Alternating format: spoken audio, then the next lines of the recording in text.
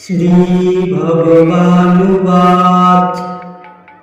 অসচ্চানম্ব শোচস্তং প্রজ্ঞাবাদাংশ্চ ভাসসে গতাসুশ্চ নানু শোচন্তি পণ্ডিতঃ।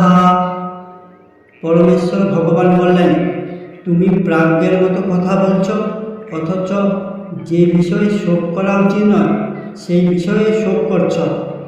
যারা যথার্থই পণ্ডিত তারা কখনো জীবিত অথবা মৃত কারোর জন্য শোক করেন না।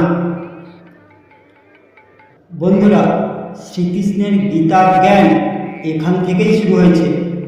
ভগবান বললেন, হে অর্জুন, তুমি না শোক করার যোগ্য মানুষের জন্য শোক করছ আর পণ্ডিতের মতো আমার সাথে কথা বলছ, কিন্তু যাদের প্রাণ চলে গেছে তাদের জন্য কিংবা যাদের প্রাণ যায়নি তাদের জন্য পণ্ডিতজন কখনো শোক করেন না।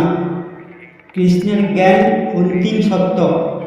কৃষ্ণ অর্জুনকে বললেন, তুমি পণ্ডিতের মতো কথা বলছ না জ্ঞানীর মতো কথা বলছ। যিনি পণ্ডিত কিংবা জ্ঞানী তারা কখনো জীবিত অথবা মৃতের জন্য শোক করেন না। অর্থাৎ জগতে কোনো কিছুর জন্য শোক করা উচিত নয়। জয় শ্রীকৃষ্ণ।